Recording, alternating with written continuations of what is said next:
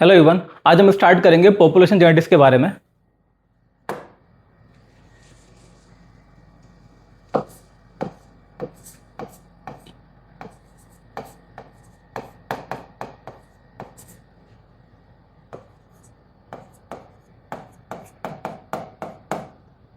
Population genetics, पहली बात तो याद है कि भाई इसका मीनिंग क्या होता है। What do you mean by population genetics.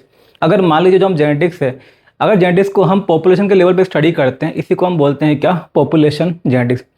देख चलो हम लोग बात कर रहे थे ह्यूमन जेनेटिक्स के बारे में। ह्यूमन जेनेटिक्स के अंदर हम डिस्कस कर चुके हैं पेडिग्री के बारे में, पेडिग्री एनालिसिस। अब होता क्या, पेडिग्री के अंदर क्या होता है कि कोई जो एक फैमिली है, जो फैमिली रिकॉर्ड है, उसके बेसिस पे हम किसी कैरेक्टर का या स्पेसिफिकली किसी डिजीज का जो इनहेरिटेंस है उसके बारे में पता करते हैं। ऐसे ही अब कुछ चीज़ें ऐसी भी होती हैं, जैसे मान लीजिए पेडिग्री के अंदर तो आपने एक फैमिली का जो रिकॉर्ड है वो लिया है, लेकिन अगर मान लीजिए हम रिकॉर्ड लेते हैं किसका, एक पॉपुलेशन का, तो ऑब्वियसली बात है जब आपके पास में सैंपल साइज ज़्यादा होगा तो आपके जो रिजल्ट आएंगे वो भी ज़्यादा बेटर होंगे।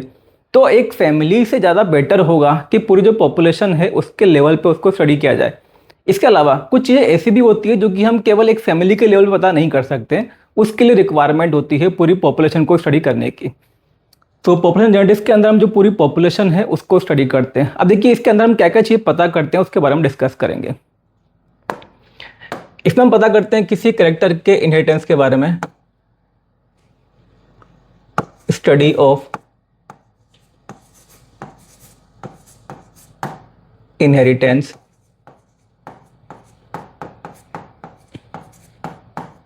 ऑफ अ कैरेक्टर,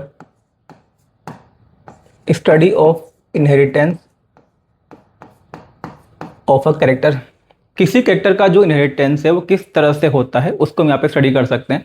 इसके अलावा अगर मान लीजिए हमें ये जानना है कि कोई जो कैरेक्टर है उसका कौन सा डोमिनेंट ट्रेड है एंड कौन सा रिसेसिव ट्रेड है, इसे भी हम जान सकते हैं पॉपुलेशन के लेवल पे स्टडी करके। डोमिनेंट या recessive nature of a gene, किसी कैरेक्टर के लिए मान लीजिए कौन सा जो एलील है वो डोमिनेंट है, या कौन सा ट्रेड जो है वो डोमिनेंट है, कौन सा रिसेसिव है, या कौन सा एलील डोमिनेंट है, कौन सा एलील रिसेसिव है, उसके बारे में भी हम यहाँ पे स्टडी कर सकते हैं।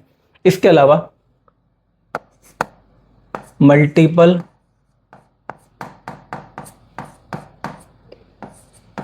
एलिलिज्म, मल्टीपल एलिलिज्म हम लोग डिस्कस कर चुके हैं मल्टीपल एल के बारे में। मल्टीपल एल का मतलब क्या होता है, कई सारे कैरेक्टर ऐसे होते हैं, इवन ह्यूमन बीइंग के अंदर भी मिलते हैं, कई सारे कैरेक्टर ऐसे हैं जिनके लिए दो नहीं बल्कि दो से ज़्यादा अलील प्रेजेंट होते हैं। तो मान लीजिए किसी भी कैरेक्टर के लिए अगर दो से ज़्यादा अलील प्रेजेंट हो तो वो वाला जो केस उसको हम क्या बोल देते हैं, मल्टीपल एलील। इसमें हमने एक्चुअल में डिस्कस किया था एबीओ ब्लड ग्रुप सिस्टम के बारे में। हमारा जो एबीओ सिस्टम होता है, मतलब हमारा जो ब्लड ग्रुप है उसके लिए जीन होता है कौन सा, आई जीन होता है। एंड जो आई जीन है उसके होते हैं कितने अलील, 3 अलील।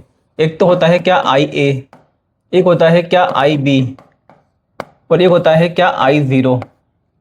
तो सिंपल सी बात ये है, किसी करेक्टर के जीन के लिए अगर मान लीजिए दो से ज़्यादा अलील प्रेजेंट हो तो उसको हम क्या बोल देते हैं, मल्टीपल एलील।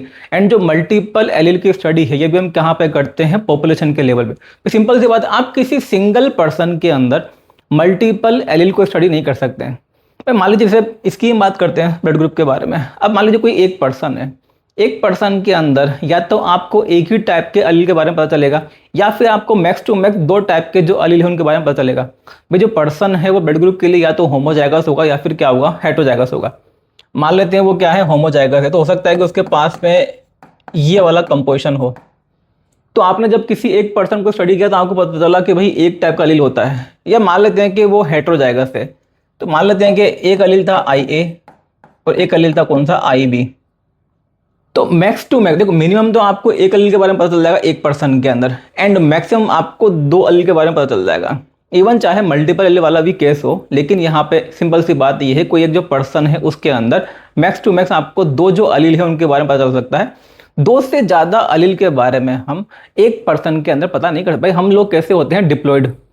तो एक पर्सन के अंदर मैक्स टू मैक्स जो 2 अलील है उनको हम स्टडी कर सकते हैं, अगर 2 अलील उनके अंदर प्रेजेंट है भी। क्योंकि कई बार क्या होगा कि अगर मान लीजिए होमोजाइगस है तो वहाँ पे केवल 2 नहीं, मतलब अलील तो 2 होंगे लेकिन टाइप हो सकता है कि एक ही हो। तो एक या मैक्स टू मैक्स दो टाइप के जो अलील हैं उनको आप किसी एक पर्सन के अंदर स्टडी कर सकते हैं। अगर आपको मान लीजिए दो से ज़्यादा अलील के बारे में पता करना है, यानी कि आपको अगर मल्टीपल अलील के बारे में पता करना है, तो आपको क्या करना होता है, पॉपुलेशन स्टडी। तो हमने वहाँ पर डिस्कस भी किया था कि जो मल्टीपल एलिलिज्म है इसको स्टडी करने के लिए किसकी रिक्वायरमेंट होती है, पॉपुलेशन लेवल की स्टडी की। जब हम पॉपुलेशन के लेवल पर चेक करते हैं, उसको स्टडी करते हैं, तब हमें पता चलता है मल्टीपल एलिल्स के बारे में। एक पर्सन के अंदर हम मल्टीपल एलील को स्टडी नहीं कर सकते। इसके अलावा एक और चीज़ देखिए, मल्टीपल एलील मतलब कई सारे अलील। अब अलील किससे बनते हैं, म्यूटेशन से। जैसे मान लेते हैं कि आज के टाइम पे किसी कैरेक्टर के लिए दो अलील हैं, हो सकता है कुछ समय बाद तीन अलील हो जाएंगे, क्योंकि जो म्यूटेशन है ये ऑन गोइंग प्रोसेस है। म्यूटेशन से क्या होता है, नए नए जो अलील होते हैं वो बनते रहते हैं। लेकिन देखिए म्यूटेशन तो चलता रहता है। अब ऐसा नहीं कि हम किसी भी अलील को एक नया जो अलील है वो कंसिडर कर लेंगे। पहले हम क्या करते हैं, चेक करते हैं उसकी मिनिमम फ्रीक्वेंसी क्या है। किसी अलील को हम नया अलील तब कंसिडर करते हैं जब उसकी मिनिमम जो फ्रीक्वेंसी है पॉपुलेशन के अंदर वो हो कितनी, 0.01। 0.01 जब उसकी फ्रीक्वेंसी प्रेजेंट होती है पॉपुलेशन के अंदर, ये हम डिस्कस कर चुके हैं एक्चुअल में। 0.01 फ्रीक्वेंसी जब होती है तब उसको हम कंसिडर करेंगे क्या, न्यू अलील। जैसे मान लेते हैं कि किसी प्लांट के अंदर फ्लावर कलर के लिए 3 टाइप के अलील प्रेजेंट है, ठीक है। अब मान लीजिए उसके अंदर क्या हुआ, एक नया अलील और बना म्यूटेशन से। ऑब्वियसली बात है, जो भी नए अलील बनते हैं किससे बनते हैं, म्यूटेशन से। तो एक नया अलील और बन गया। अभी मान लीजिए वो नया अलील अभी बना है, मतलब अभी उसकी फ्रीक्वेंसी बहुत ज़्यादा नहीं है। तो 0.01 फ्रीक्वेंसी जब तक नहीं होगी तब तक उसको हम नया अलील कंसिडर नहीं करेंगे। 0.01 का मतलब होता है कि अगर मान लीजिए आपने 100 प्लांट को देखा, तो ऑन एन एवरेज अगर आप मान लीजिए 100 प्लांट को देखते हैं तो उनमें से कम एक प्लांट के अंदर आपको मिलना चाहिए क्या, वो नया अलील। तो अगर मान लीजिए 1% पॉपुलेशन में मिनिमम 1% पॉपुलेशन के अंदर अगर वो प्रेजेंट है, तब तो आप उसको नया अलील जो है वो कंसिडर कर लेंगे। लेकिन अगर मान लीजिए आपने स्टडी किया कम से कम 10-20 हज़ार प्लांट को और उनमें से आपको किसी एक आध के अंदर मिल रहा है, तो उसको हम नया अलील कंसिडर नहीं करते हैं। तो सिंपल सी बात यह है कि जो आपने मल्टीपल एलील में भी जो आपने नए एलील को कंसिडर किया, नए एलील को आपने काउंट किया, तो उसके लिए आपने क्या किया, पहले पॉपुलेशन को स्टडी किया। आपने चेक किया भाई जो फ्रीक्वेंसी है वो आपने कहाँ चेक की, पॉपुलेशन के लेवल पे, कि इसकी फ्रीक्वेंसी कितनी है, इसकी मिनिमम 0.01 फ्रीक्वेंसी है या नहीं है। भाई फ्रीक्वेंसी आप किस में चेक करोगे, पॉपुलेशन के लेवल पे। तो सिंपल सी बात ये है, मल्टीपल एलील के बारे में का पता चलता है जब हम पूरी जो पॉपुलेशन है उसके लेवल पे स्टडी करते हैं।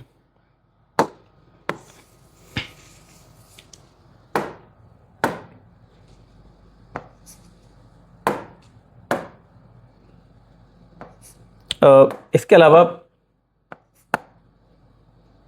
फ्रीक्वेंसी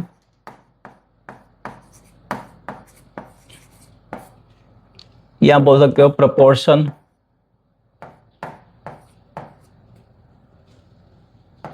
फ्रीक्वेंसी या प्रोपोर्शन ऑफ अ जीन या अलील, फ्रीक्वेंसी या प्रोपोर्शन ऑफ अ जीन या अलील फॉर अ कैरेक्टर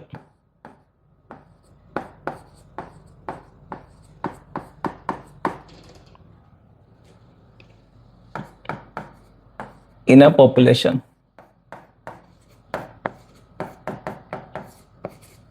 मान लेते हैं किसी कैरेक्टर के लिए दो अलील प्रेजेंट हैं, दो अलील होते हैं किसी कैरेक्टर के लिए। अब आपको यहाँ पे पता करना है कि कौन, जैसे मान लीजिए एक तो उसमें डोमिनेंट अलील है, दूसरा है उसके अंदर क्या, रिसेसिव अलील। एक है डोमिनेंट, दूसरा कौन सा है, रिसेसिव।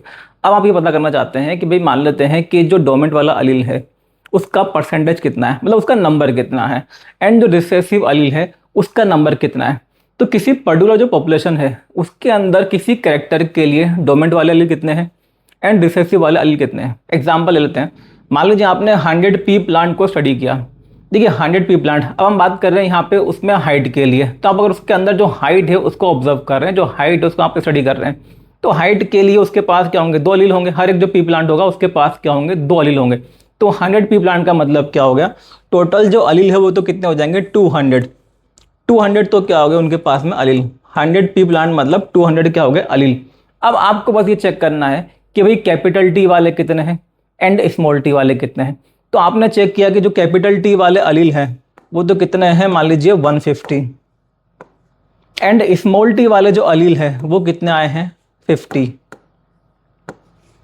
तो अभी बोल देंगे कि भाई जो कैपिटल टी वाले अलील हैं इनकी फ्रिक्वेंसी कितनी है 75%। एंड जो स्मॉल टी वाला अलील है इसकी फ्रिक्वेंसी कितनी है 25%। तो इस तरह से क्या होता है, जो अलील होते हैं उनको काउंट करके जो पॉपुलेशन होती है उसकी जो फ्रिक्वेंसी है उसके बारे में पता करते हैं। एंड ये जो फ्रिक्वेंसी है ये हमें इवोल्यूशन के बारे में काफ़ी आइडिया देती है। देखिए किसी पॉपुलेशन के अंदर जो अलील प्रेजेंट है, मान लीजिए आपने किसी पॉपुलेशन के अंदर जो भी अलील्स हैं उनकी फ्रिक्वेंसी को आपने चेक किया। मान लेते हैं कभी कोई नया अलील बना है, जैसे सिंपल सी बात है, मान लेते हैं कि मान लेते हैं किसी कैरेक्टर के लिए 3 अलील प्रेजेंट है और 3 जो अलील प्रेजेंट है उनमें से एक जो अलील है वो मिल रहा है केवल 2% या 3%। एंड बाकी के जो 2 अलील हैं वो बहुत ज़्यादा मिल रहे हैं। तो इससे आपको क्या पता चलता है कि जो 2 या 3% मिल रहा है ये वाला जो अलील है इसका शायद अभी भी नया फॉर्मेशन हुआ है। इससे आप यहाँ पे आइडिया लगा सकते हैं कि ये जो अलील है ये नया फॉर्म हुआ है, क्योंकि इसका जो अभी प्रोपोर्शन है किसी पॉपुलेशन के अंदर जो फ्रिक्वेंसी है वो क्या है अभी काफ़ी कम है।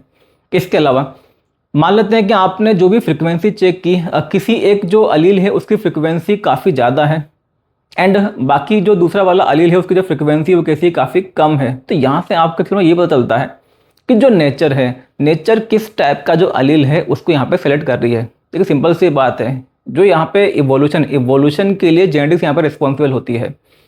किस जो अलील है उसको नेचर ने सेलेक्ट किया है। अब ऐसा कोई ज़रूरी नहीं है कि नेचर हमेशा जो है वो डोमिनेंट जो अलील होता है उसी को सेलेक्ट करेगी। नेचर कई बार क्या होता है जो रिसेसिव अलील है उसको भी सेलेक्ट कर सकती है।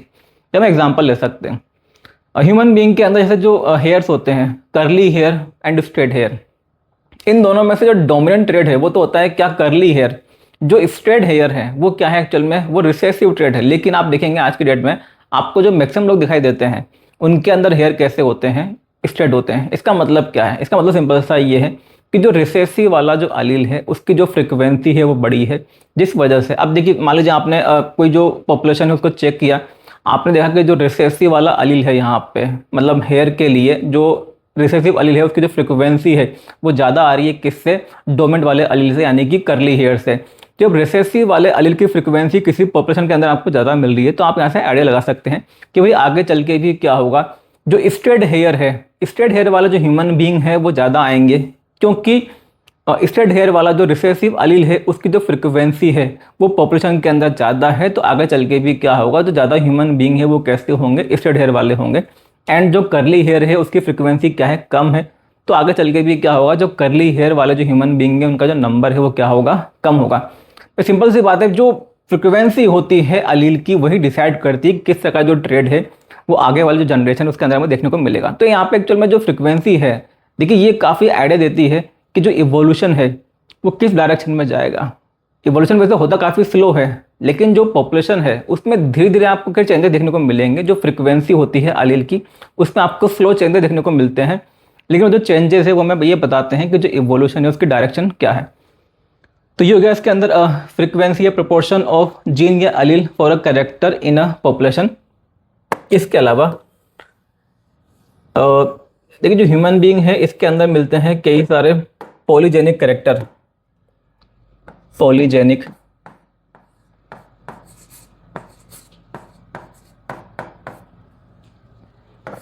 पॉलीजेनिक का मतलब क्या होता है, अगर मान लीजिए कोई जो कैरेक्टर है उसके लिए कई सारे जीन रेस्पॉन्सिबल हों, कई सारे जीन मिलकर अगर मान लीजिए किसी पर्टिकुलर कैरेक्टर को एक्सप्रेस करते हैं या पर्टिकुलर कैरेक्टर को फॉर्म करते हैं, इसको हम क्या बोलते हैं, पॉलीजेनिक। पॉली मतलब मेनी, जेनिक मतलब जीन। कई सारे जीन मिलके यहाँ पे जो कोई कैरेक्टर है उसको फॉर्म करते हैं। एग्जाम्पल के लिए जैसे कि स्किन कलर हम लोग डिस्कस कर चुके हैं। स्किन कलर के लिए हमारे पास में 3 जीन होते हैं, ठीक है ना। तो किसका एग्जाम्पल हो गया था, पॉलीजेनिक का। एंड जो पॉलीजेनिक है इसी को हम क्या बोल देते हैं, क्वांटिटेटिव।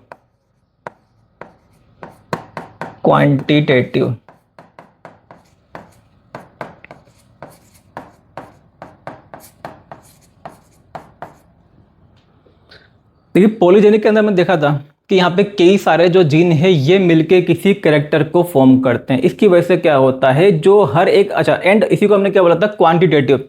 यहाँ पे क्या होता है, हर एक जो अलील होता है हर एक अलील अपना कुछ ना कुछ कंट्रीब्यूट करता है। मतलब हर एक अलील का अपना कुछ परसेंटेज यहाँ पे फिक्स है उस कैरेक्टर की इंटेंसिटी को डिसाइड करने के लिए। जैसे हमने बात की थी कि भाई जो स्किन कलर है उसके लिए होते हैं 3 जीन, यानी कि हो जाएंगे कितने, 6 अलील, 6 अलील। मान लीजिए जो 6 अलील है वो कैसे हो, डोमिनेंट हो। जो स्किन का कलर है वो कैसा होता है, काफ़ी डार्क होता है, क्योंकि वहाँ पे जो मेलानिन है वो काफ़ी ज़्यादा बनता है।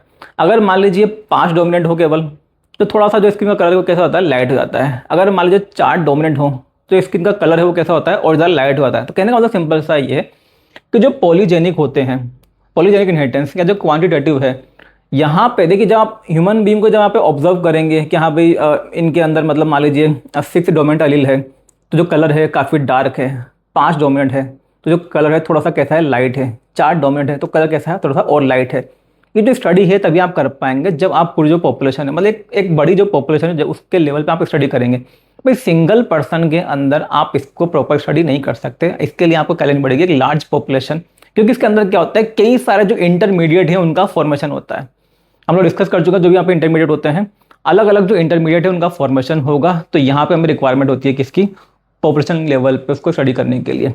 तो ये कुछ पॉइंट्स जो कि आपको ध्यान रखना है कि कुछ यहाँ पे ऐसी चीज़ें हैं, जेनेटिक्स के अंदर कुछ ऐसी चीज़ें होती हैं जिनको हम केवल पॉपुलेशन के लेवल पे ही स्टडी कर सकते हैं, एक इंडिविजुअल लेवल पे स्टडी नहीं कर सकते। अब देखिए इसके अलावा इसमें आते हैं कुछ इंपॉर्टेंट टर्म, उनके बारे में डिस्कस करेंगे।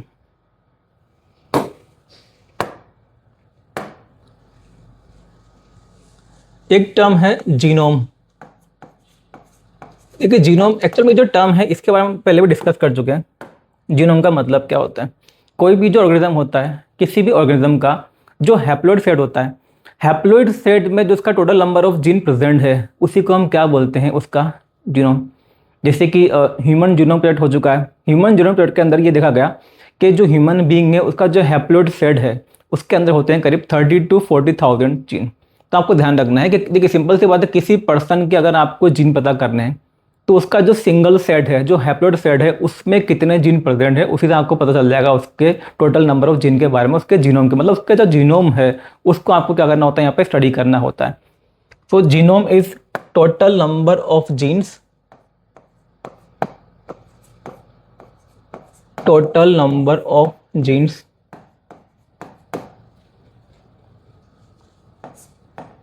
present in haploid set of chromosome, haploid set of chromosome।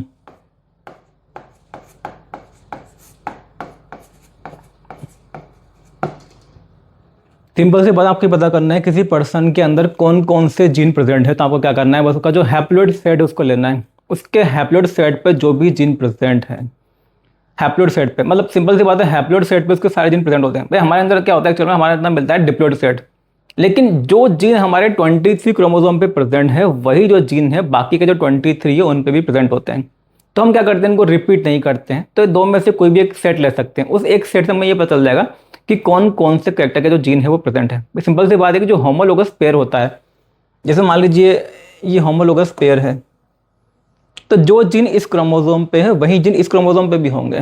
जैसे मान लीजिए यहाँ पे जीन है आई कलर के लिए, तो यहाँ भी क्या होगा, आई कलर का जीन होगा। अब वो अलग बात है कि यहाँ पे हो सकता है कि मतलब ब्राउन या ब्लैक के लिए हो, यहाँ पे ब्लू के लिए हो, वो अलग चीज़ है, लेकिन आपको ध्यान रखना है कि जो कैरेक्टर है वो तो सेम रहता है। तो इसलिए हम क्या करते हैं, जो सिंगल सेट होता है, जो हैप्लॉइड सेट है उसको हम काउंट करते हैं, उस पर जो जीन है उससे हमको आइडिया लगता है कि किसी पर्सन के अंदर टोटल नंबर ऑफ जीन कितना है। ये तो हो गया क्या, जीनोम के बारे में। एक इसमें टर्म आता है जीन पूल। भाई हम यहाँ पे स्टडी कर रहे हैं किसके लेवल पे, पॉपुलेशन के लेवल पे, तो हमें किसी एक पर्सन का जीनोम नहीं देखना है, हमें तो पूरी जो पॉपुलेशन है उसको स्टडी करना है। इसके लिए हम टर्म यूज करते हैं क्या, जीन पूल। एक पर्सन के आपको सारे जीन पता करने हैं तो आपको क्या करना है, उसका जो जीनोम है बस उसको कलेक्ट करना है, उसका जो एक जीनोम है उसके अंदर आपको मिल जाएंगे क्या, उसके सारे जीन। जीनोम का मतलब क्या होगा एक्चुअल में, जो हैप्लॉइड सेट है उसका, उसी को हम क्या बोलते हैं, उसका जीनोम। जीन पूल का मतलब क्या है, मान लीजिए आप डिस्कस कर रहे हैं, आप स्टडी कर रहे हैं एक 100 लोगों की जो पॉपुलेशन है उसको आप प्रॉपर स्टडी कर रहे हैं, तो उन 100 लोगों का जो जीनोम होगा उस पे जो टोटल जीन होंगे उसी को हम क्या बोल देंगे, जीन पूल। जीनोम होता है एक इंडिविजुअल के लेवल पे, एंड जीन पूल का मतलब क्या होगा, जो पूरी पॉपुलेशन है, पूरी पॉपुलेशन के टोटल जीन का कलेक्शन, उसके लिए आप क्या करेंगे, सभी के जो जीनोम है उनको कलेक्ट करेंगे, total number of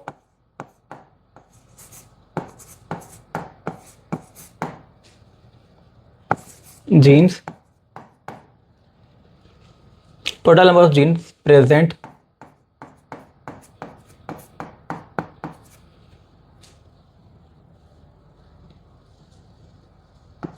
in a population.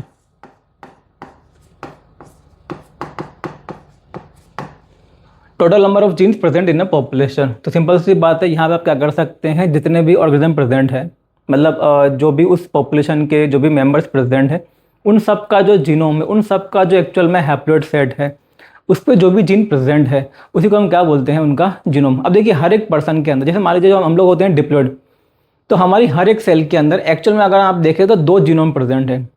एक 23 का जो एक सेट है वो क्या बनाता है, एक जीनोम, और 23 का जो दूसरा सेट है वो क्या बनाता है, एक जीनोम।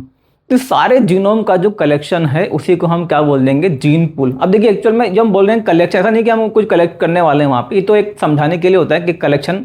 सिंपल सी बात ये है, किसी भी ऑर्गेनिज्म के अंदर जो टोटल नंबर ऑफ जीन है उसको हमने क्या बोल दिया, एक एक के अंदर अगर हम बात करें तो क्या हो गया, वो जीनोम हो गया। एंड अगर मान लीजिए हम बात करें पूरी पॉपुलेशन के अंदर तो वो क्या हो गया, जीन पूल। एक पर्सन के अंदर जो भी टोटल नंबर ऑफ जीन है वो तो क्या हो जाएगा, जीनोम। एक पॉपुलेशन के अंदर जो भी टोटल नंबर ऑफ जीन है वो क्या हो जाएगा वहाँ पे, जीन पूल। अब ऐसा नहीं कि ऑर्गेनिज्म में भी आपको मतलब हर एक सेल के अंदर चेक करना है, तो सिंपल सी बात है, जो एक सेल के अंदर जीन है वही जीन जो है वो सारी सेल में प्रेजेंट होते हैं। तो किसी एक जो सेल है उसी के पास में जो भी क्रोमोसोम है उनके अंदर जो जीन प्रेजेंट है उनके बारे में यहाँ पे बात कर रहे हैं, क्योंकि हम लोग बनते हैं किससे, माइटोसिस से। जाइगोट के अंदर जो क्रोमोसोम होते हैं वही क्रोमोसोम हमारी बॉडी की हर एक सेल के अंदर प्रेजेंट है। तो एक पर्सन के लेवल पर देखें तो क्या बोल देंगे, जीनोम। एंड अगर पूरी पॉपुलेशन के लेवल पर देखते तो क्या बोल देंगे हम, जीन पूल। इसके बाद में एक काफी इंपॉर्टेंट टर्म आता है यहाँ पे, एक आता है इसमें जीन फ्लो। जीन फ्लो,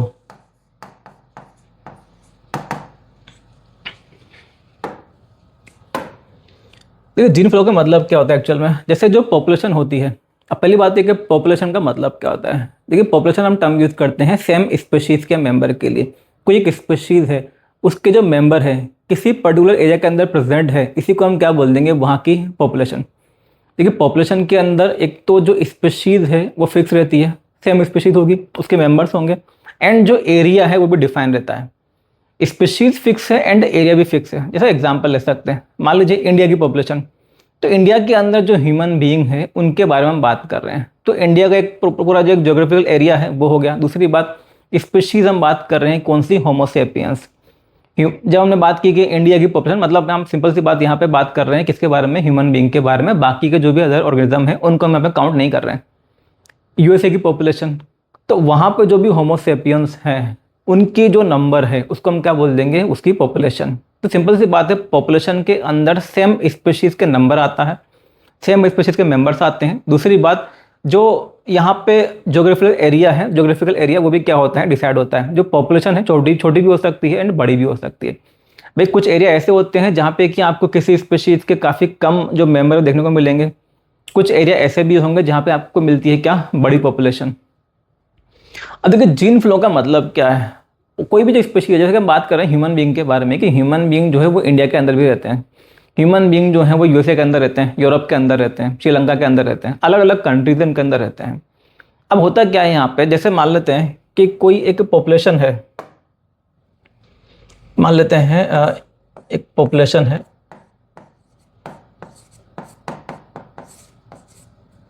ये है पॉपुलेशन फर्स्ट।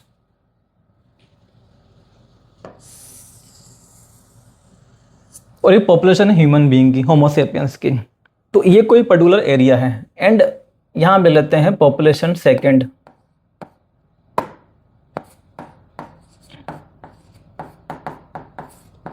पॉपुलेशन सेकंड, मान लेते हैं ये है इंडिया की पॉपुलेशन एंड ये जो है ये है यूएसए की पॉपुलेशन। हम बात कर रहे हैं यहाँ पे ह्यूमन बीइंग के बारे में। तो ये इंडिया की जो पॉपुलेशन है और ये क्या है, यूएसए की पॉपुलेशन। अब देखिए होता क्या है यहाँ पे, ये जो है ये हो गया एक्चुअल में जो इंडिया के जितने भी लोग प्रेजेंट है, इंडिया के जितने भी ह्यूमन बीइंग है, तो ये तो हो गया इनका जीन पूल, कि इंडिया के टोटल जो ह्यूमन बीइंग है उनके जीन का जो कलेक्शन है वो क्या हो जाएगा, इंडिया का जीन पूल। यूएसए के अंदर जो भी ह्यूमन बीइंग्स प्रेजेंट है उनके टोटल जीन है वो क्या हो जाएगा, वहां का जीन पूल। अब ये जो जीन पूल है एक्चुअल में होता क्या है कि जो जीन होते हैं एक्चुअल में इनका ट्रांसफर भी होता है। जो हम बोल रहे हैं ना जीन फ्लो का मतलब एक्चुअल में ये है कि जीन का ट्रांसफर होना। अब ट्रांसफर कैसे होगा, जैसे इंडिया है, अब इंडिया से कुछ जो ह्यूमन बीइंग है ये चले गए कहाँ पे, यूएसए में। तो अब क्या हुआ, यहाँ से कुछ ऐसे जीन, देखिए कुछ जो जीन है इंडिया से, कुछ जीन जो है वो ऐसे चले गए यूएसए के अंदर। मतलब यहाँ का जो जीन पूल था, अब इसके अंदर कुछ ऐसे जीन आ गए जो कि शायद पहले प्रेजेंट नहीं थे, क्योंकि वो कहाँ से गए हैं, इंडिया से गए हैं। एंड अच्छा, यहाँ से ये लोग गए यहाँ पे, एंड इन लोगों ने, इंडियंस ने यहीं पे रहना स्टार्ट कर दिया। यहीं पे जो है मतलब इनकी फैमिली हो गई, एंड यहीं पे इनकी जो प्रोजेनी वो प्रोड्यूस हुई। तो कहने का मतलब सिंपल सा ये कि अब क्या हुआ, जो नया वाला जो जीन था, जो नया अलील था, जो कि शायद यहाँ पे पहले से प्रेजेंट नहीं था, अब उसकी भी यहाँ पे एंट्री हो चुकी है। क्या होगा यहाँ पे, ये जो पॉपुलेशन है, यहाँ से भी कुछ जो लोग हैं वो इधर आ सकते हैं। यहाँ से कुछ लोग मान लीजिए इधर आ गए, क्योंकि स्पीशीज तो सेम है, यहाँ पे आके उन्होंने रहना स्टार्ट कर दिया।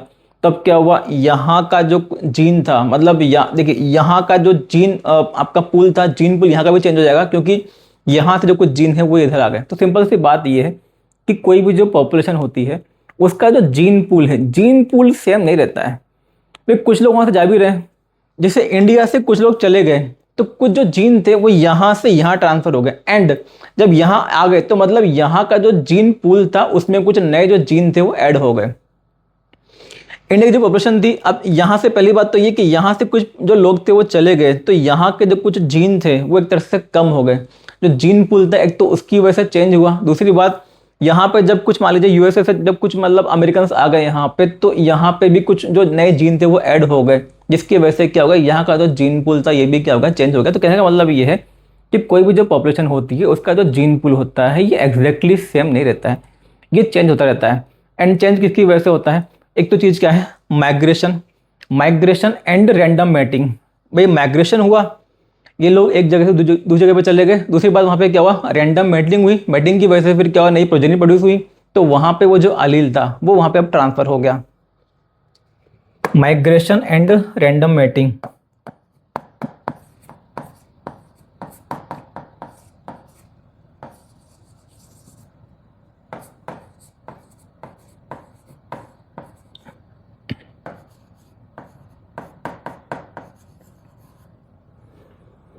इसकी वजह से क्या होता है, नए नए जो अलील होते हैं वो किसी पॉपुलेशन के अंदर इंट्रोड्यूस होते हैं।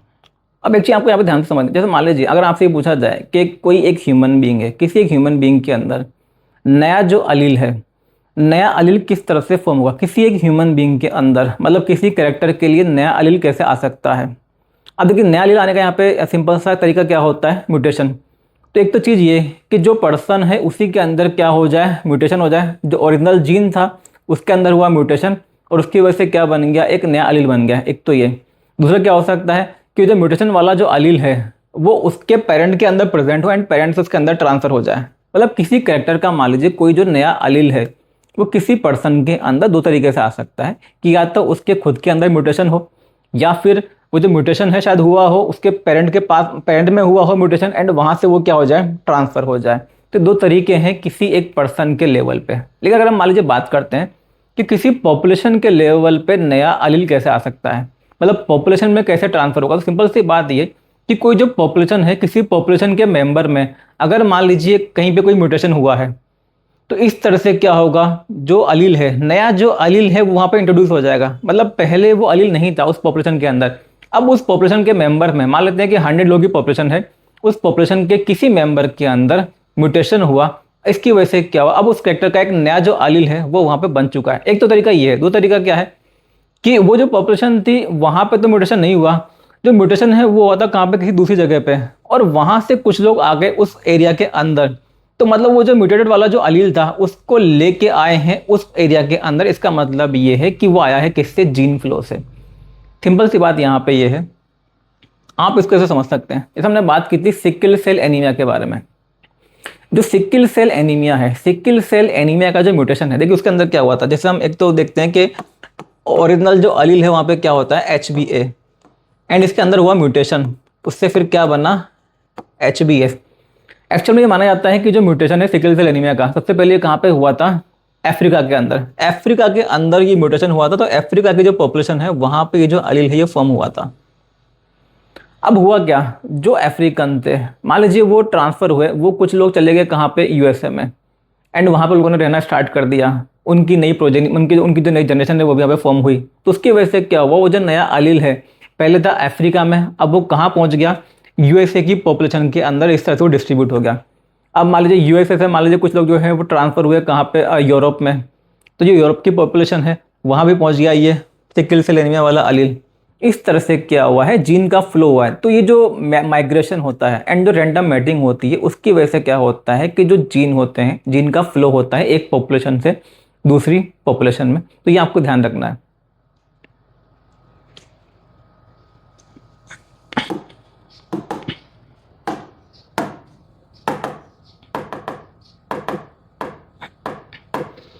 तो जीन फ्लो का मतलब सिंपल सा आपको ध्यान रखना है कि जो पॉपुलेशन होती है, एक पॉपुलेशन के मेंबर अगर मान लीजिए जा रहे हैं कहाँ पे, दूसरी पॉपुलेशन में, इसको हम बोलते हैं क्या, माइग्रेशन। एंड जब ये यहाँ से यहाँ आ गए तो यहाँ पे रह के इन्होंने एक तरह से यहाँ पे लेके यहाँ पे इन्होंने परमानेंटली रहना स्टार्ट कर दिया। यहीं पे इनकी जो नई प्रोजेनी फॉर्म हो रही हैं, तो वो जो नया अलील है वो यहाँ पे ट्रांसफ़र हो चुका है। तो इस तरह से जो जीन होते हैं उनका जो ट्रांसफ़र होता है उसकी वजह से क्या हो रहा है, जो जीन पुल है उसमें चेंज आ रहा है। यहाँ पे कुछ ऐसे अलील ऐसे आ जाएंगे जो कि पहले यहाँ पे नहीं थे। कहाँ से आए हैं, वो यहाँ से आए हैं। एंड यहाँ के लोग यहाँ चले गए, तो अब क्या होगा, यहाँ के जो नए, यहाँ के कुछ अलील ऐसे थे जो कि पहले यहाँ पे नहीं थे, अब इस पॉपुलेशन के अंदर यहाँ से जो कुछ अलील है वो आ चुके हैं। तो इस तरह से जीन का फ्लो होता है। किस प्रोसेस से होता है, माइग्रेशन एंड रैंडम मैटिंग की वजह से। इसका हम आते हैं नेक्स्ट जो हमारा टर्म है,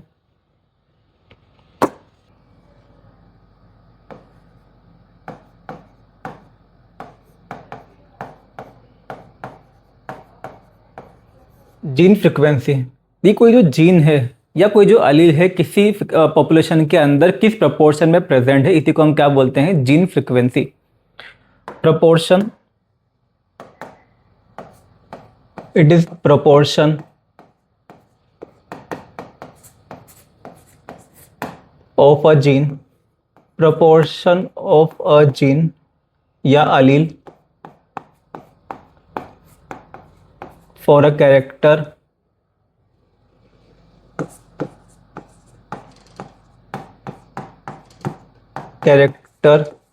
इन अ पॉपुलेशन।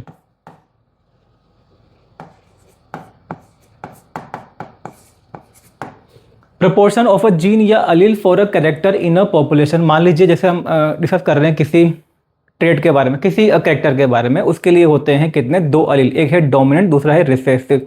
अगर मान लीजिए हम ये पता करें कि जो डोमिनेंट अलील है इसकी फ्रिक्वेंसी, मतलब ये पॉपुलेशन के अंदर कितने परसेंटेज में, कितने प्रोपोर्शन में प्रेजेंट है, या जो रिसेसिव अलील है ये पॉपुलेशन के अंदर किस परसेंटेज में या किस प्रोपोर्शन में प्रेजेंट है, इसी को हम क्या बोलते हैं, जीन फ्रिक्वेंसी।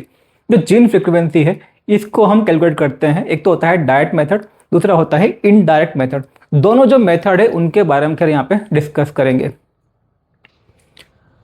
तो ये जीन फ्रिक्वेंसी जो है इससे काफ़ी जो चीज़ें हमें पता चलती हैं इवोल्यूशन के बारे में। मान लीजिए कोई पर्टिकुलर जो अलील है अगर उसकी जो फ्रिक्वेंसी आपको ज़्यादा मिल रही है तो यहाँ से एक तरह हम प्रेडिक्ट कर सकते हैं कि आने वाली जनरेशन है, जो पॉपुलेशन है, उसके अंदर किस तरह के जो कैरेक्टर है वो हमें देखने को मिलते हैं। तो सिंपल सी बात यह है, कोई जो अलील है उसका प्रपोर्शन किसी पॉपुलेशन के अंदर तब इंक्रीज होता है जिस अलील को जो नेचर है वो करती है सेलेक्ट, यानी कि जिस अलील का होता है नेचुरल सिलेक्शन, उसका जो प्रपोर्शन है, उसका जो अमाउंट है वो किसी पॉपुलेशन के अंदर इंक्रीज होता है।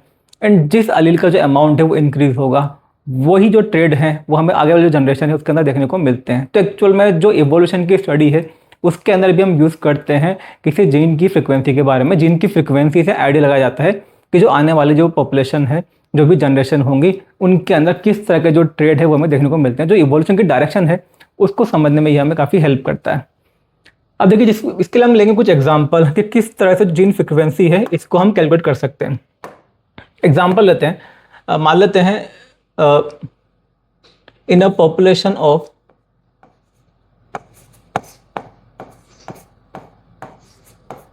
in a population of 100 humans,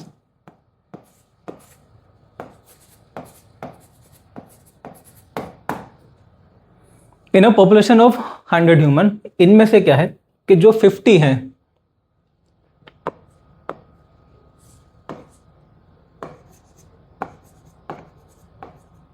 50 humans have M blood group, M blood group,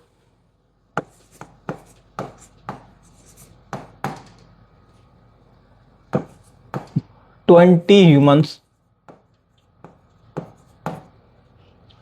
humans have N blood group, and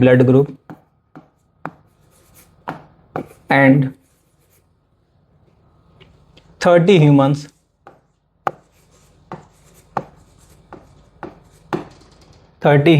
have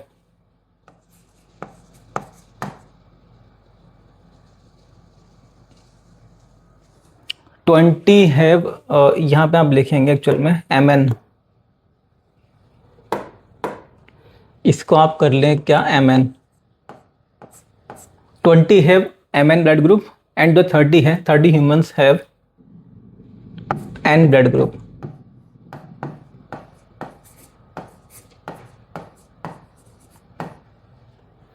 तो इसमें आपको पता करना है find out the frequency of find out the frequency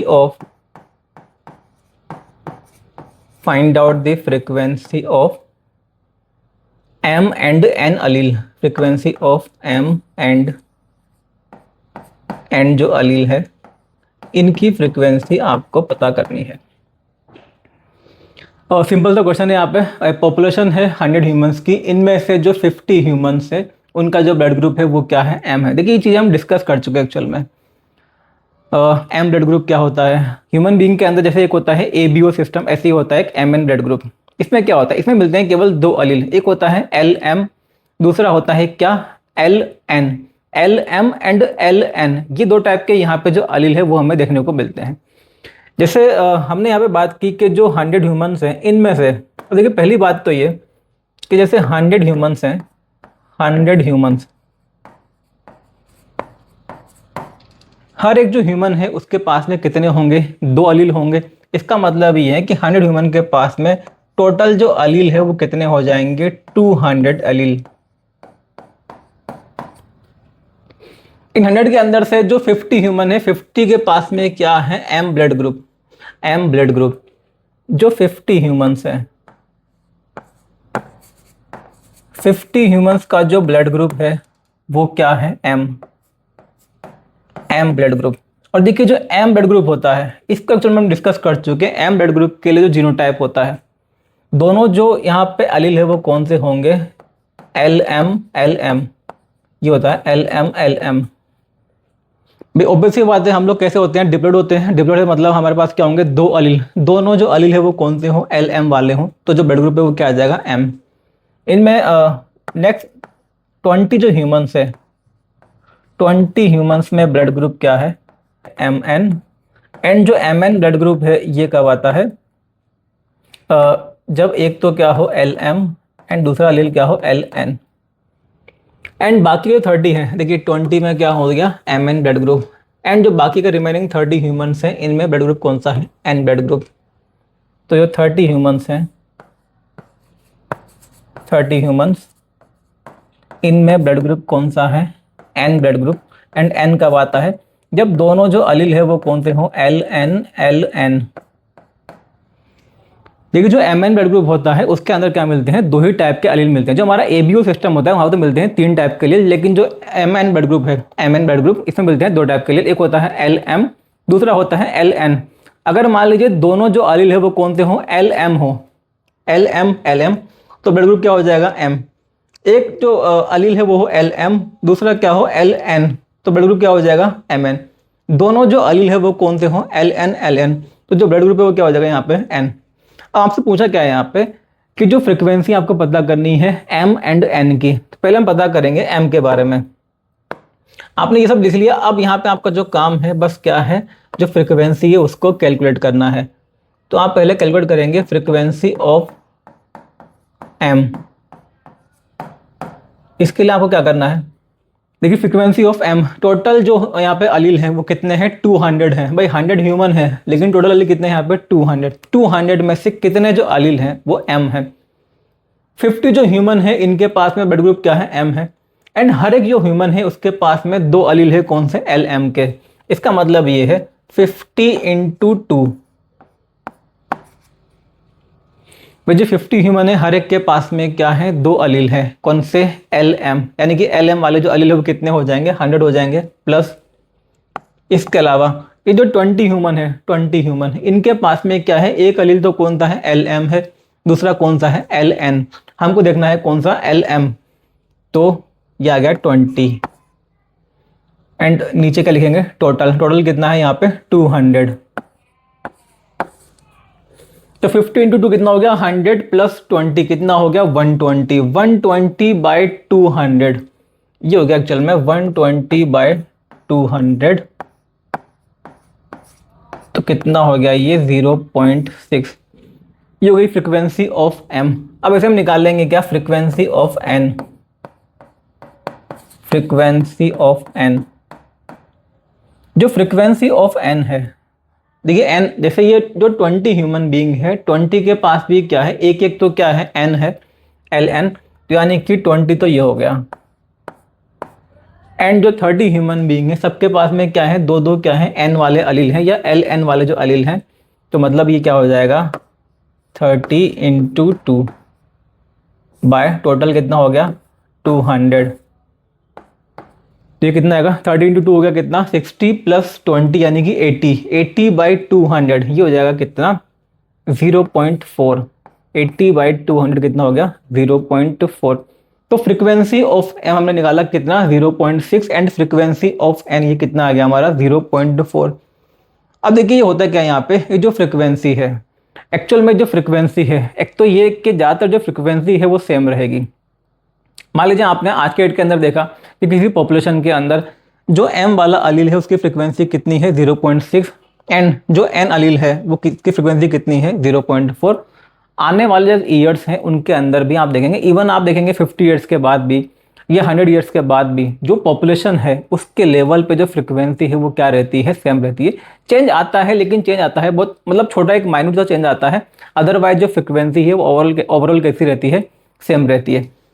इसी को एक्चुअल में एक्सप्लेन किया था हार्डी एंड विनबर्ग जो साइंटिस्ट थे। हार्डी एंड विनबर्ग जो ही दो मैथमेटिशियन थे, इन्होंने ये बताया, इन्होंने कई सारे जो पॉपुलेशन है उनको स्टडी किया। उन्होंने बताया कि किसी भी पॉपुलेशन के अंदर जो जीन होते हैं या जो अलील होते हैं उनकी जो फ्रिक्वेंसी है वो जनरेशन आफ्टर जनरेशन जो है वो कैसी रहती है, सेम रहती है। इसी को हम बोलते हैं हार्डी विनबर्ग लॉ या Hardy Weinberg equilibrium.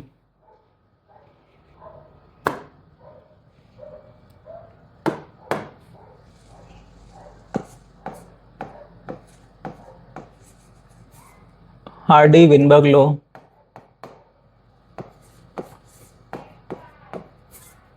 Hardy Weinberg law या हार्डी विनबर्ग इक्विलिब्रियम, ये इसी को बोलते हैं हार्डी विनबर्ग बैलेंस। तो उन्होंने ये बताया, in a large randomly mating population, in a large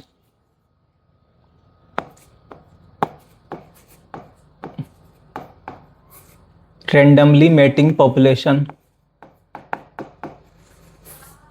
in a large randomly mating population,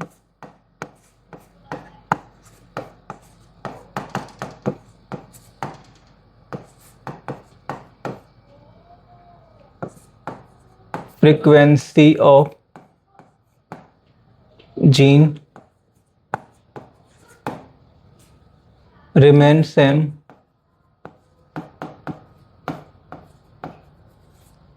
generation after generation,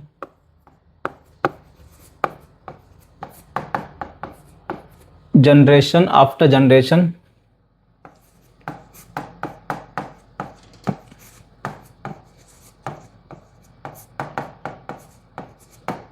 if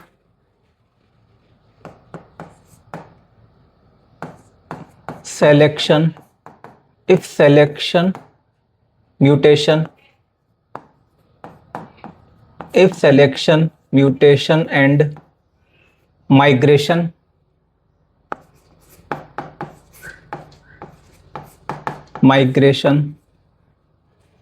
are absent,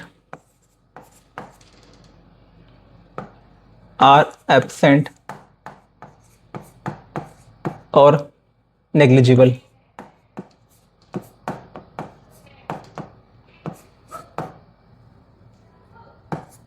negligible.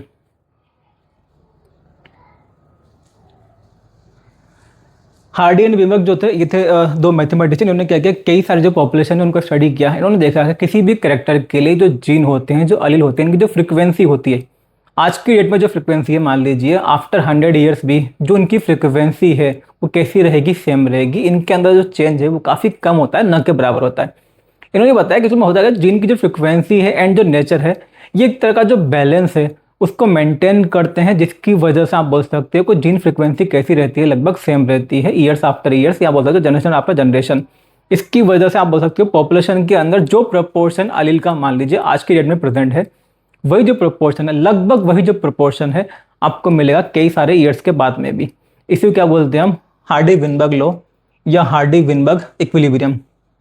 अगर इसके जो कंडीशन है वो क्या क्या होती है, in a large randomly mating population. पहली चीज तो ये कि जो पॉपुलेशन उसका साइज कैसा हो, लार्ज हो, लार्ज रैंडमली मैटिंग पॉपुलेशन। अगर मान लीजिए पॉपुलेशन काफ़ी छोटी हो तो वहाँ पे जो हार्डी विनबर्ग लॉ है वो नहीं लगता है। देखो आपको सिंपल से याद रखना है, हार्डी विनबर्ग लॉ एंड जो इवोल्यूशन है ये काफ़ी हद तक एक दूसरे के अपोजिट है।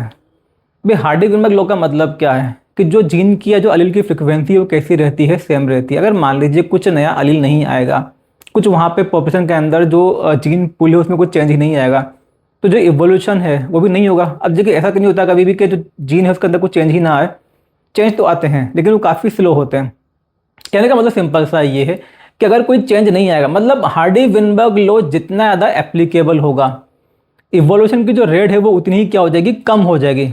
मतलब हार्डी विनबर्ग लॉ अगर ज़्यादा एप्लीकेबल है, मतलब कोई चेंज नहीं आ रहा है पॉपुलेशन के अंदर जीन के लेवल पे, इसका मतलब ये है कि जो इवोल्यूशन उसकी रेट क्या होगी, कम होगी। हार्डी विनबर्ग लॉ अगर ज़्यादा फॉलो होगा तो जो इवोल्यूशन की रेट है वो क्या होगी, कम होगी। एंड अगर जो हार्डी विनबर्ग लॉ है ये कम एप्लीकेबल हो पा रहा है, मतलब ये कि जो चेंजेस है वो ज़्यादा आ रहे हैं, इसका मतलब ये कि जो इवोल्यूशन की रेट वो क्या होगी, बढ़ जाएगी। तो इसको आप इस तरह से आपको ध्यान रखना है कि हार्डी विनबर्ग लॉ अगर मान लीजिए ज़्यादा फॉलो होता, कभी भी 100% तो खैर नहीं होगा, थोड़े बहुत चेंजेस तो देखने को मिलते ही हैं। हार्डी विनबर्ग लॉ जो है जितना ज़्यादा एप्लीकेबल होगा, इवोल्यूशन की जो रेट है वो उतनी ही क्या होगी, कम होगी। हार्डी विनबर्ग लॉ जो है जितना कम एप्लीकेबल है, इवोल्यूशन जो है उसकी रेट क्या होगी, इतनी फास्ट होगी। In a large randomly mating population, ध्यान रखना पहली बात तो यहाँ आपसे पूछा जाता है कि हार्डी विनबर्ग लॉ है जो कब एप्लीकेबल होता है, ये किस कंडीशन के लिए एप्लीकेबल है, आप क्या बताएंगे, लार्ज रैंडमली मैटिंग पॉपुलेशन।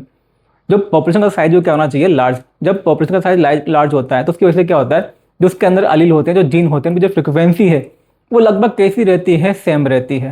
भाई बड़ी पॉपुलेशन के अंदर जो चेंजेस हैं वो बहुत माइन्यूट होते हैं, तो वहाँ पे जो फ्रिक्वेंसी वो कैसी रहेगी, लगभग सेम रहेगी। अब मान लीजिए कोई छोटी पॉपुलेशन है, मान लेते हैं कि कोई 100 ऑर्गेनिज्म की पॉपुलेशन है। अब वहाँ पे कोई भी जो जीन उसकी फ्रिक्वेंसी है, अब मान लेते हैं उसमें क्या हुआ, जो कुछ ऑर्गेनिज्म थे उनकी डेथ हो गई, अब उसकी वजह से क्या होगा, जो जीन की फ्रिक्वेंसी है उसमें काफ़ी बड़ा चेंज आ जाएगा। लेकिन अगर जो पॉपुलेशन है वो काफ़ी बड़ी है तो वहाँ पर जो चेंज है वो न के बराबर होगा। तो जितना बड़ा पॉपुलेशन होगा, जितनी पॉपुलेशन बड़ी होगी, उतना ही जो हार्डी विनबर्ग लॉ है वो ज़्यादा एप्लीकेबल होगा। तो साइज कैसा होना चाहिए, बड़ा होना चाहिए। एंड रैंडमली मैटिंग पॉपुलेशन, मतलब यहाँ पे कोई कंट्रोल्ड प्रोसेस ना हो, जो रैंडमली मैटिंग पॉपुलेशन है वो प्रेजेंट हो। यहाँ पे कोई कंट्रोल्ड वे में, मतलब कोई सिलेक्शन टाइप की चीज़ ना हो। कंट्रोल्ड मतलब एक तरह से कंट्रोल्ड जो प्रोसेस है वो यहाँ पे होते, वो ना होते हो। एक रैंडम जो है, एक रैंडमनेस हो मैटिंग के अंदर। और इसके अलावा frequency of gene remains same generation after generation if selection, mutation and migration are absent. Selection, अब देखिए ऐसा नहीं कि मतलब जो सिलेक्शन है, मान लीजिए कि केवल अगर मान लीजिए जो टॉल वाले प्लांट है यही आपस में क्रॉस कर रहे हैं, तो ऑब्वियस सी बात है जो डॉफलेस वाला जो जीन है वो धीरे धीरे क्या हो जाएगा, कम हो जाएगा। तो सिलेक्शन वहाँ पे नहीं होना चाहिए। अब देखिए वैसे तो नेचुरल सिलेक्शन जो है एक नेचुरल प्रोसेस है, ऑब्वियस सी बात है, लेकिन नेचर में एक्चुअल में ये होता है काफ़ी स्लो रेट में होता है। तो हम ये तो नहीं बोल सकते कि जो सिलेक्शन है वो ज़ीरो होगा, लेकिन एक्चुअल में जो नेचर के अंदर सिलेक्शन का रेट होता है वो कैसा होता है, काफ़ी कम होता है। दूसरा क्या है, म्यूटेशन। मान लेते हम बात कर रहे हैं किसी कैरेक्टर के जीन के बारे में, उसके पास में दो टाइप के एलील थे, एक था डोमिनेंट, दूसरा था रिसेसिव। जो डोमिनेंट वाला है वो था 60%, जो रिसेसिव है वो कितना था, 40%। अब क्या हुआ, म्यूटेशन हुआ, उसकी वजह से बन गया एक नया अलील। जब नया अलील बन गया तो भाई उसकी भी तो कुछ फ्रिक्वेंसी होगी।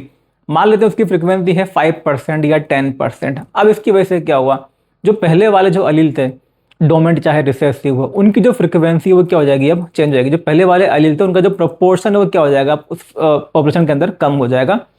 तो इस तरह से जब म्यूटेशन होता है तो उसकी वजह से भी जो जीन है उनकी जो फ्रिक्वेंसी होती है, जो एलील है उनकी जो फ्रिक्वेंसी वो क्या होती है, चेंज होती है। एंड माइग्रेशन, भाई पॉपुलेशन के कुछ मेंबर जब एक जगह से दूसरे एरिया में जाते हैं तो वो अपने साथ में जो भी उनके पास में जीन है, जो एलील है, वो भी क्या होते हैं, मूव कर जाते हैं। लेकिन जो माइग्रेशन है एक्चुअल में ये होता है टू वे।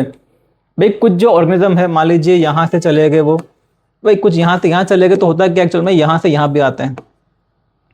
तो कहने का मतलब ये है, अगर हम नेचुरल केस में देखते हैं तो होता क्या एक्चुअल में, माइग्रेशन होता है, लेकिन जो रेट होती है वो कैसी होती है, स्लो होती है। कहने का मतलब सिंपल सा ये है, सिलेक्शन, म्यूटेशन एंड माइग्रेशन, ये तीनों चीज़ें जो हैं ये इस लॉ को अफेक्ट करती हैं।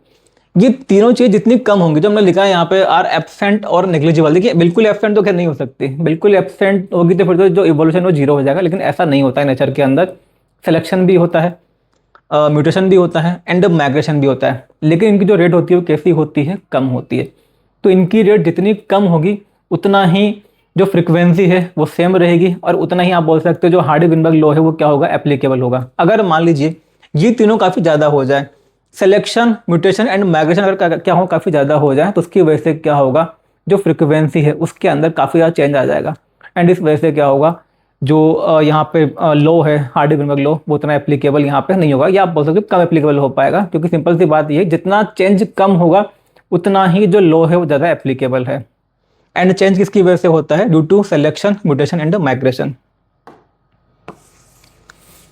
तो ये तीन फैक्टर हैं mainly, selection, mutation and migration, जो कि अफेक्ट करते हैं किसको, हार्डी-विनबर्ग लॉ को आपको ध्यान रखना है। इसके अलावा लार्ज रैंडमली मैटिंग पॉपुलेशन, देखिए एक टर्म आता है इवोल्यूशन के अंदर, ड्रिफ्ट। ड्रिफ्ट का मतलब क्या होता है, फ्लक्चुएशन। अगर मान लीजिए जो पॉपुलेशन है वो काफ़ी छोटी है, जो ड्रिफ्ट है, जो फ्लक्चुएशन है वो ज़्यादा होंगे। अगर ड्रिफ्ट ज़्यादा होगा तो जो इवोल्यूशन की रेट होगी क्या होगी, वहाँ पे ज़्यादा होगी। लेकिन मान लीजिए जो पॉपुलेशन है वो काफ़ी बड़ी है, तो वहाँ पे जो फ्लक्चुएशन है, जो चेंजेस है वो क्या होंगे, कम होंगे। यानी कि जो ड्रिफ्ट है वो भी क्या होगा, ऑब्वियसली बात है, कम होगा। एंड अगर ड्रिफ्ट कम होगा तो वहाँ पे जो इवोल्यूशन की रेट होगी वो भी क्या होगी, कम होगी। तो ये टर्म आपको ध्यान रखना है हार्डी-विनबर्ग लॉ के बारे में। अब देखिए इसमें हम क्या करते हैं, जैसे मान लीजिए इन्होंने बताया कि भाई मान लेते हैं किसी कैरेक्टर के दो अलील प्रेजेंट है, तो जो डोमिनेंट अलील है उसको मान लेते हैं क्या, P, एंड जो रिसेसिव अलील है उसको मान लेते हैं क्या, Q। इसमें हम ले लेते हैं जो P है, P को हम मान लेते हैं यहाँ पे, P is frequency of dominant allele and Q is frequency of recessive allele। P जो है ये तो क्या हो, frequency of dominant allele, and जो Q है वो क्या हो, फ्रीक्वेंसी ऑफ रिसेसिव allele। तो उन्होंने बताया कि भाई जो P प्लस Q है वो क्या हो जाएगा एक्चुअल में 1। P प्लस Q क्या हो जाएगा, 1। 1 का मतलब क्या हो गया एक्चुअल में, 100%। तो सिंपल सी बात है, किसी कैरेक्टर के लिए अगर दो अलील प्रेजेंट है, जैसे मान लेते हैं हाइट के लिए अगर मान लीजिए दो अलील प्रेजेंट है, capital T and small t। अब कैपिटल T का प्रोपोर्शन कितना भी हो, मान लेते हैं कैपिटल T है 60%, तो स्मॉल t कितना हो जाएगा, 40%, दोनों मिलकर क्या बना देंगे, 100%। तो अगर दो अलील है, यानी कि एक को हमने बोल दिया क्या P, दूसरे को क्या बोल दिया Q, तो P प्लस Q क्या हो जाएगा, 1 हो जाएगा। आप ये बोल सकते हैं कि दोनों अलील का जो प्रोपोर्शन है वो मिलकर क्या होगा, टोटल 100% होगा। अगर मान लेते हैं किसी कैरेक्टर के लिए अगर 3 अलील हैं, तो आप ये ले सकते हो तीसरा वाला जो अलील है वो क्या है, R है, तो P plus Q plus R ये हो जाएगा 100%, या इसको बोल सकते हैं क्या आप 1।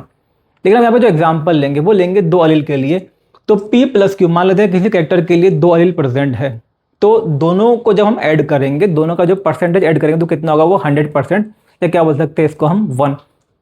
अब मान लीजिए हम क्या करते हैं, इनका करते हैं स्क्वायर, P प्लस Q का अगर हम स्क्वायर करें, P प्लस Q, इनका हम करते हैं स्क्वायर, एंड यहाँ पे 1 का स्क्वायर करते हैं।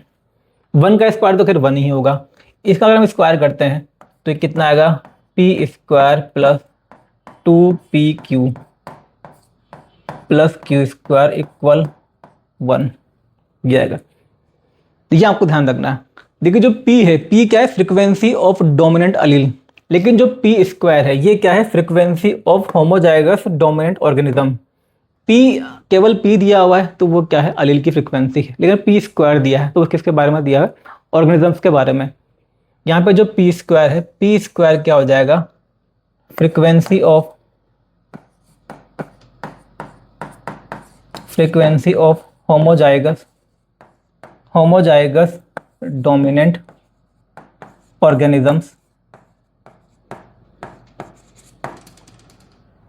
P square is frequency of homozygous dominant organisms and 2pq जो होता है इसको हम बोलते हैं एक्चुअल में, ये है फ्रीक्वेंसी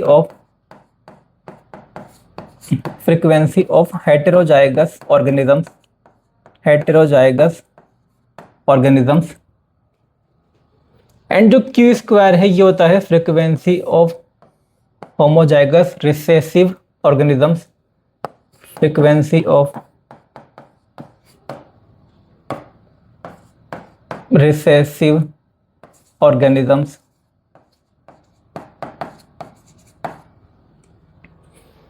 देखिए यहाँ पे जब सबसे डाउट आता है लोगों को वो इस बात में आता है कि मतलब जैसे कि कब तो हमें निकालना है जीन की फ्रीक्वेंसी के बारे में। मतलब जीन की फ्रीक्वेंसी अगर आपसे पूछिए तो मतलब सिंपल सा ये है कि आपसे पूछा जाएगा पी या क्यू के बारे में। अगर मान लीजिए आपको दिया हुआ है पी स्क्वायर या क्यू स्क्वायर या 2pq, ये क्या होते हैं, ये होती है ऑर्गेनिज्म की फ्रीक्वेंसी। तो बस आपको यहाँ पे ये क्लियर होना चाहिए कि जीन फ्रीक्वेंसी क्या है एंड जो ऑर्गेनिज्म है उसकी फ्रीक्वेंसी क्या। अगर आपको दिया हुआ है पी या क्यू, वो तो क्या हो जाएगा, जीन की फ्रीक्वेंसी। अगर आपको दिया हुआ है या पूछा गया है पी स्क्वायर या 2pq या क्यू स्क्वायर, ये जो हमने लिखे हैं ये क्या है, ऑर्गेनिज्म की फ्रीक्वेंसी। देखिए पी एंड क्यू जैसा मान के चल रहे हैं कि भाई किसी कैरेक्टर के लिए दो अलील हैं, एक को हमने मान लिया डोमेन को पी, दूसरे को मान लिया हमने क्यू। अगर मान लीजिए आपको एक के बारे में पता है, आपको पता है कि भाई पी जो है वो कितना है 0.6 है, तो क्यू कितना हो जाएगा, 0.4 हो जाएगा। अगर मान लीजिए आपको पता है कि जो क्यू है वो है 0.5, तो पी कितना हो जाएगा, 0.5 हो जाएगा। मतलब ये है कि आप इनको कैलकुलेट भी कर सकते हैं। भाई पी प्लस क्यू इक्वल 1 है, आपको अगर क्यू के बारे में दिया हुआ है तो आप निकालेंगे पी कितना हो जाएगा, पी हो जाएगा 1 माइनस क्यू। एंड मान लीजिए आपको दिया हुआ है किसके बारे में, पी के बारे में, आपको निकालना है क्यू के बारे में, तो क्यू क्या हो जाएगा 1 माइनस पी। मतलब पी एंड क्यू में से आपको एक भी दिया होगा तो दूसरे के बारे में आप निकाल लेंगे 1 से माइनस करके, ठीक है ना। तो ये कुछ यहाँ पे एक्चुअल में फॉर्मूलाज है जिनके बेसिस पे कुछ जो क्वेश्चंस हैं उनको हम सॉल्व करेंगे। तो हम स्टार्ट करते हैं कुछ क्वेश्चंस के बारे में।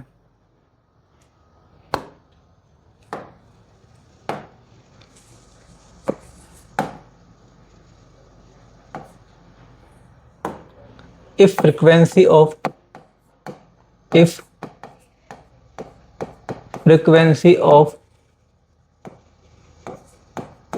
recessive allele for a character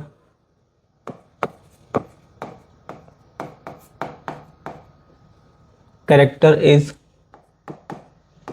0.4 in a population,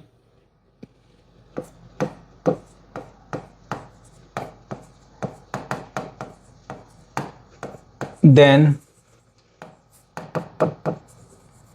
find out percentage of if frequency of recessive allele for a character is 0.4 in a population। तो आपको कुछ क्वेश्चन यहाँ पे पूछे जा रहे हैं उनके बारे में बताना है। Find out the percentage of, question number first is percentage of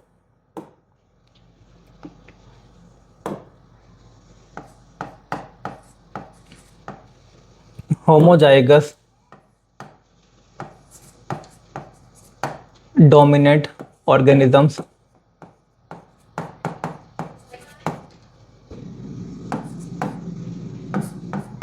heterozygous organisms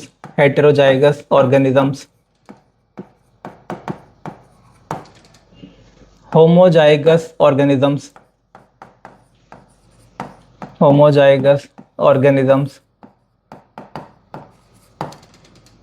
organisms with dominant trait या character,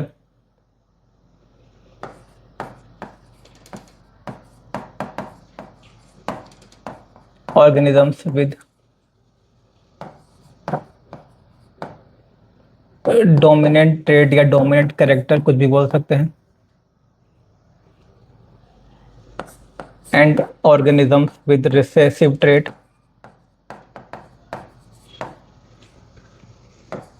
organisms with recessive trait.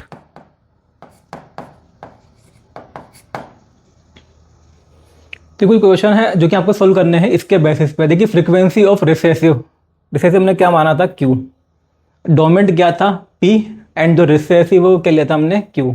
Recessive जो है ये क्या लिया है हमने, क्यू लिया है, एंड डोमिनेंट कौन सा है यहाँ पे, पी है। आपको क्यू दिया हुआ है कितना, क्यू दिया हुआ है आपको 0.4। सिंपल सी बात है, आपको दिया हुआ है यहाँ पे क्यू के बारे में, क्यू जो है ये कितना दिया है आपको 0.4 है। तो आप पता कर लेंगे किसके बारे में, पी के बारे में।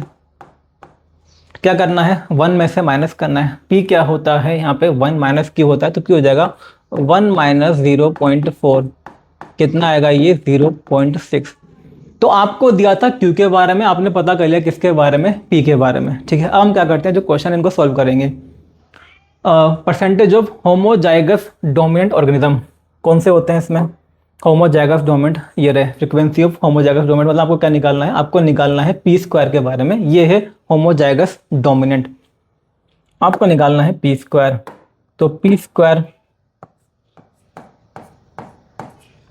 पी की वैल्यू आपने निकाली ली, कितनी है 0.6। 0.6 का स्क्वायर करना है, कितना आएगा ये 0.36। जो फ्रीक्वेंसी है वो कितनी है, 0.36 है। अगर निकालते हैं इसको परसेंटेज में, हो जाएगा कितना 36%। इसके बाद नेक्स्ट क्वेश्चन क्या है, परसेंटेज या frequency, percentage of heterozygous organisms. देखिए हेटेरोजाइगस कौन सा है इसमें, ये रहा 2pq, ये है फ्रीक्वेंसी ऑफ हेटेरोजाइगस ऑर्गेनिज्म। तो आपसे अगर पूछा गया हेटेरोजाइगस के बारे में, तो आपको क्या निकालना है, मतलब 2pq निकालना है। तो यहाँ पे आपको लगाना है 2pq, हेटेरोजाइगस मतलब 2pq निकालना है, 2pq। 2 इंटू पी कितना है हमारा 0.6, आपने निकाला है अभी 0.6, एंड क्यू तो दिया ही है क्वेश्चन के अंदर 0.4। ये कितना हो जाएगा 0.48, या आप बोल सकते हैं क्या 48%, 48%। तीसरा दिया है होमोजाइगस ऑर्गेनिज्म। अब यहाँ पे क्या होता है, कुछ लोग करते थे गलती, जब पूछा जाता है होमोजाइगस तो कुछ लोग निकाल देते हैं यहाँ पे क्या, पी स्क्वायर। भाई पी स्क्वायर तो आना ही है, इसके साथ में आएगा यहाँ पे क्या, क्यू स्क्वायर। होमोजाइगस का मतलब केवल पी स्क्वायर नहीं है, होमोजाइगस ये भी है, होमोजाइगस ये भी है। क्वेश्चन के अंदर ये नहीं दिया हुआ है डोमिनेंट या रिसेसिव, तो आपको होमोजाइगस में पी स्क्वायर भी लेना है एंड क्यू स्क्वायर भी लेना है। आपको क्या निकालना है यहाँ पे, P square plus Q square. तो P square plus Q square, P square मतलब पी क्या है 0.6 है, तो 0.6 का स्क्वायर करना है, एंड 0.6 का स्क्वायर प्लस क्यू कितना है 0.4, तो 0.4 का स्क्वायर करना है। ये तो हो गया कितना 0.36, और ये हो गया कितना 0.16, 0.52, या परसेंटेज में आ जाएगा कितना 52%, 0.52 या 52%। इसके बाद नेक्स्ट क्वेश्चन क्या है, ऑर्गेनिज्म विद डोमिनेंट ट्रेट। देखिए डोमिनेंट ट्रेट, अब यहाँ भी कुछ लोग गलती कर देते हैं, कुछ लोग क्या करते हैं केवल यहाँ पे निकाल देते हैं क्या, पी स्क्वायर। भाई पी स्क्वायर तो आएगा ही, डोमिनेंट जो है ये भी होता है डोमिनेंट, एंड यहाँ पे क्या दिया है ये हेटेरोजाइगस। जो हेटेरोजाइगस है उसके अंदर भी जो डोमिनेंट ट्रेट होता है वही क्या होता है, एक्सप्रेस होता है। जैसे सिंपल सी बात है, कैपिटल टी, कैपिटल टी ये प्लांट कैसा था, टॉल था, एंड जो कैपिटल टी स्मॉल टी है ये भी कैसा था, टॉल। तो होमोजाइगस डोमिनेंट एंड हेटेरोजाइगस दोनों कैसे होते हैं, जिनके पास में क्या होते हैं, डोमिनेंट ट्रेट। तो आपको दोनों निकालना है, मतलब ये है कि आपको निकालना है यहाँ पे क्या, P square plus 2pq, P square plus 2pq, आपको यहाँ पे दोनों निकालना है, पी स्क्वायर प्लस 2pq ये निकालना है आपको, क्योंकि दोनों के ये कौन से होते हैं, और डोमिनेंट वाले। तो पी स्क्वायर में 0.6 का स्क्वायर एंड 2pq जो है ये कितना आएगा, ये आएगा 2 इंटू पी कितना है 0.6, क्यू कितना है 0.4। तो यहाँ पे ये जो 0.6 का स्क्वायर है कितना हो जाएगा 0.36, प्लस ये कितना हो गया यहाँ पे 0.48, तो ये आएगा एक्चुअल में कितना 0.84, या बोल सकते हैं क्या 84%, 0.84 या 84%, मतलब 84% जो ऑर्गेनिज्म है वो ऐसे होंगे जिनके पास में क्या होगा, डोमिनेंट ट्रेट होगा। उसके बाद last question, organism with recessive trait. देखिए तो आप डायरेक्ट भी कर सकते हैं, सिंपल सी बात ये है, जो पॉपुलेशन है उसके पास में या तो डोमिनेंट ट्रेट है या फिर क्या है, रिसेसिव है। अगर 84% के पास में डोमिनेंट है, इसका मतलब सिंपल है, जो रिमेनिंग है मतलब जो 16% उनके पास में क्या होगा, रिसेसिव ट्रेट। ये अगर आपको निकालना है फॉर्मूले से, तो रिसेसिव वाले कौन से होंगे, रिसेसिव का मतलब क्या है यहाँ पे, Q square, frequency of recessive organism. तो दोनों में से किसी मेथड से आप इसको निकाल सकते हैं। रिसेसिव का मतलब यहाँ पे ये आपको निकालना है क्या, क्यू स्क्वायर, क्यू दिया है क्वेश्चन के अंदर 0.4, इसका स्क्वायर किया तो कितना हो गया ये 0.16 और 16%। ऐसे ऑर्गेनिज्म जिनके पास में डोमिनेंट ट्रेट है वो कितने हैं, 84% है। तो सिंपल सी बात है, जो रिसेसिव वाले हैं कितने हो जाएंगे, 16%। तो ये कुछ क्वेश्चन थे जिनको आप इस तरह से सॉल्व कर सकते हैं। इसके बाद हम एक क्वेश्चन इसमें और लेंगे।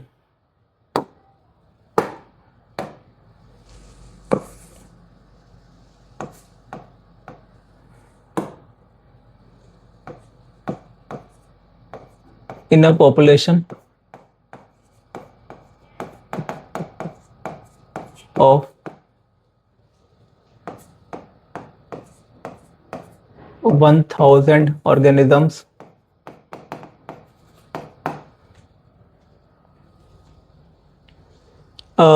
आपको दिया गया है इसमें कि इनमें से जो 360 है, 360 है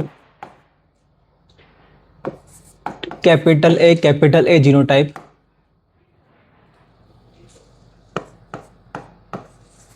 फोर 80 है capital A small a genotype, and 160 है स्मॉल ए जीनोटाइप। तो आपको बस ये पता करना है फ्रीक्वेंसी ऑफ कैपिटल ए कितना होगा। फाइंड आउट या calculate frequency of capital A, find out frequency of capital A, ये आपको निकालना है। और सिंपल सा क्वेश्चन है। देखिए यहाँ पे जो पॉपुलेशन है,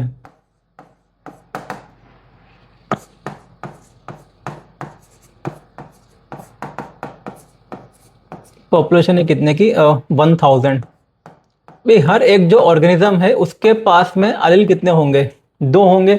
तो 1000 अगर जो ऑर्गेनिज्म है इनके पास में हो जाएंगे क्या, 2000 एलील्स। हर एक के पास में 2 एलील है, तो यहाँ पे हो गया टोटल नंबर ऑफ एलील कितना है, 2000। पहली बात तो ये। इसके बाद आपको देखना है जो 360 है, 360 के पास में क्या है, कैपिटल ए, इनको हम लिख लेते हैं। जो 360 है इनके पास में क्या है, कैपिटल ए।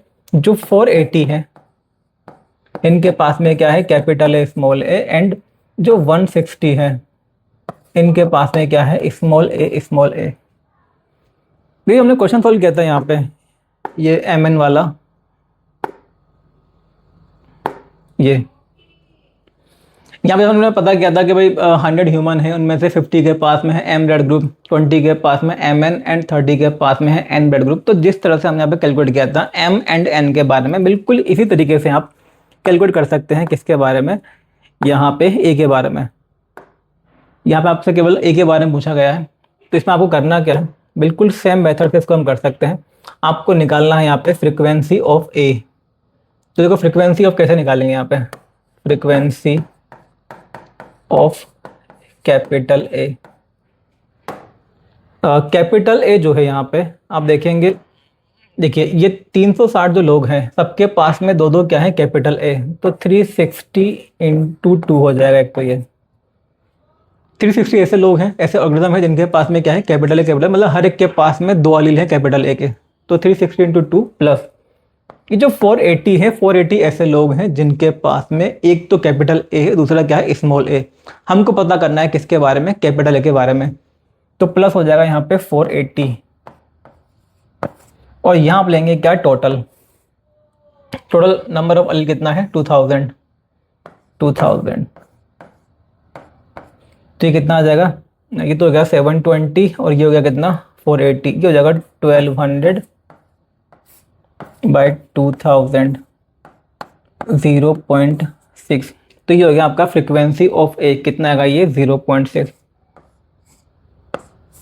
ये जो क्वेश्चन है भाई सिंपल सी बात यहाँ पे होता है, हमारे पास दो मेथड, एक तो होता है डायरेक्ट जो हमने इस तरह से कैलकुलेट किया है। अगर मान लीजिए आपको कुछ इस तरह से नंबर अगर दिए हुए हैं कि भाई इतने लोग के अंदर ये वाला जीनोटाइप है, आपको इसकी फ्रीक्वेंसी बतानी है, तो ऑब्वियसली बात है आपको यूज़ करना होता है एक्चुअल में कौन सा, ये वाला मेथड जो हमारा शॉर्टकट मेथड होता है, मतलब पी स्क्वायर क्यू स्क्वायर, उसको भी हम यूज़ कर सकते हैं, लेकिन उसको आपको तभी यूज़ करना है जब आप डायरेक्ट जो मेथड है उसको अप्लाई नहीं कर सकते। अदरवाइज जो सेकंड वाला मेथड है यानी कि शॉर्टकट मेथड, उसको भी हम अप्लाई कर सकते हैं। जैसे मान लीजिए अगर पी स्क्वायर क्यू स्क्वायर से करते हैं, मतलब जो हार्डी विनबर्ग है उसको लाके हम यहाँ पे इसको सॉल्व करते हैं, तो आपको पता करना है ए के बारे में। देखिए जो 360 है इनके पास में है कैपिटल ए, तो एक्चुअल में क्या, देखिए 360 जो है 360 बाय टोटल कितना है 1000, ये हमें दिया हुआ है क्या एक्चुअल में पी स्क्वायर, ये दिया है हमें क्या पी स्क्वायर। तो इस तरीके से भी आप क्या कर सकते हैं, इसको सॉल्व कर सकते हैं। तो एक्चुअल में p की वैल्यू कितनी आ जाएगी, यहाँ पे ये दिया है पी स्क्वायर, तो यहाँ पे देखिए ये कितना आ गया 0.36 जो है ये हो जाएगा पी स्क्वायर। तो p कितना आ जाएगा, इसका अंडर रूट लेंगे तो कितना आ जाएगा, ये 0.6 आ जाएगा, ये हो गया p। तो ऐसे भी इसको किया जा सकता है कि, लेकिन आपको ध्यान रखना है ये वाली चीज़ें तभी अप्लाई करनी है जब हम ये वाला मेथड नहीं लगा सकते। ये वाला जो मेथड है, क्योंकि कई बार क्या होता है कुछ क्वेश्चन में यहाँ पे तो कोई दिक्कत नहीं है, कई बार क्या होता है कि दोनों मेथड से जो आंसर है कभी कभार बहुत कम केस में थोड़े से वेरी कर जाते हैं आंसर, तो उस केस में क्या करना होता है, जो डायरेक्ट मेथड है उसको आपको यूज़ करना है। हाँ, जहाँ पे मान लीजिए डायरेक्ट जो मेथड आप यूज़ ही नहीं कर सकते, तो वहाँ पे आपको यूज़ करना है हार्डी विनबर्ग वाला जो मेथड है उसको, ठीक है। तो ये पूरा कंप्लीट होता है हमारा जीन फ्रीक्वेंसी के बारे में एंड पॉपुलेशन जेनेटिक्स के बारे में, ठीक है ना। मतलब पॉपुलेशन जेनेटिक्स में जो भी हमको डिस्कस करना था जीन फ्रीक्वेंसी के बारे में, वो वाला जो पार्ट है वो पूरा यहाँ पे कंप्लीट होता है। इसके आगे हम डिस्कस करेंगे नेक्स्ट क्लास में।